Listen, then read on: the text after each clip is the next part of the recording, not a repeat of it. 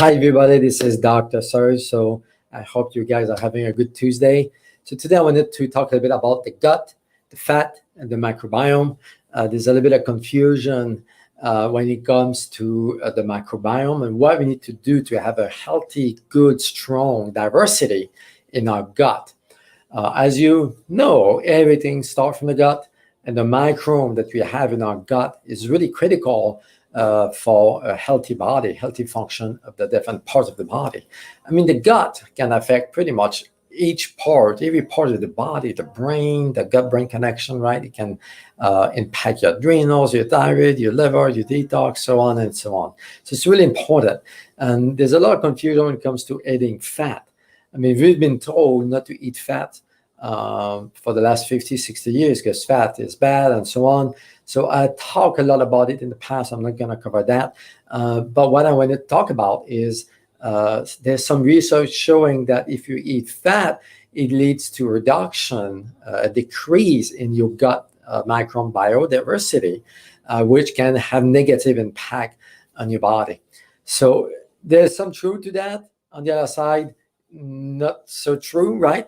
So I'm going to cover one of the latest articles that came out a few weeks ago on this topic. This topic, they use animals, they use monkeys, actually primates, to determine if the diet that those animals are fed with impact their gut microbiome. So they took some monkeys and they fed them the typical Western medicine diet, which is a diet that included corn oil and high fructose corn syrup and sugar. And then they fed another group of monkey a good, natural, fresh food like olive oil, nuts, avocados, and so on. And then they look at the diversity of the gut flora of these two different animals. And they did see that when the animals were fed the Western diet, they actually had a lower number of gut microbes, leading to potentially health problems. On the other side, they did see if the animals were fed good, healthy food, fresh food, the Mediterranean diet, actually, that's what they use. And then the animals had a higher biodiversity in the gut flora, leading the researchers to believe that it was better for them. So people don't realize that the Mediterranean diet actually is a high-fat diet. They use a lot of lamb, a lot of goat cheese, a lot of olive, of course, avocados, so on and so on.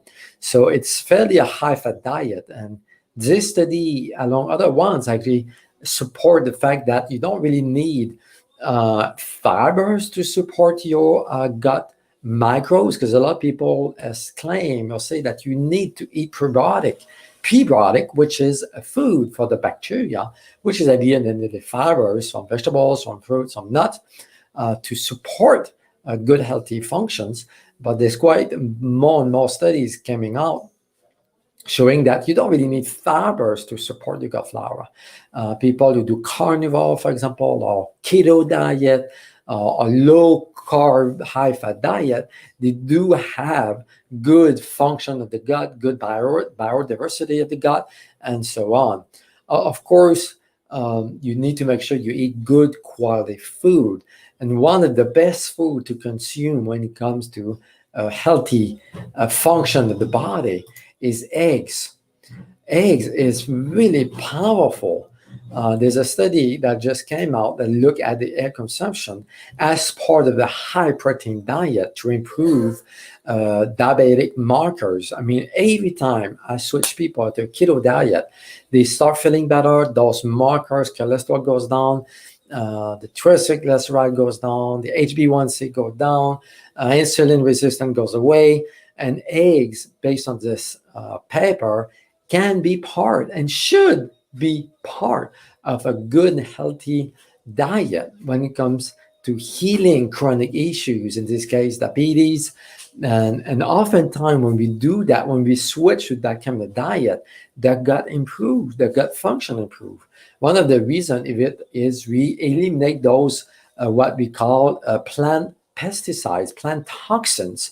A lot of those plant foods, vegetables, fruits, for example, nuts contain oxalate, phytic acid, for example, gluten, and so on, that can really impact the gut function. And then when you eliminate these and lower the amount, you are less gassy, less bloated, constipation, or diarrhea resolve. You just feel better. And I see that all the time with people. I mean, personally, I've been on carnivore diet for months and months now, and my gut has never worked as good as on this diet. And yes, you don't have any issue to go to the restroom. You don't need actually fiber to go. This is another myth that I'm going to cover later on. But today I wanted to address the fat component of the diet and the gut microbiome diversity, which there's no connection. In a good high-fat diet, you can still have good gut microbe function and good gut function at the end of the day. So thank you guys for watching. If you have any question, please, you let me know, and God bless you.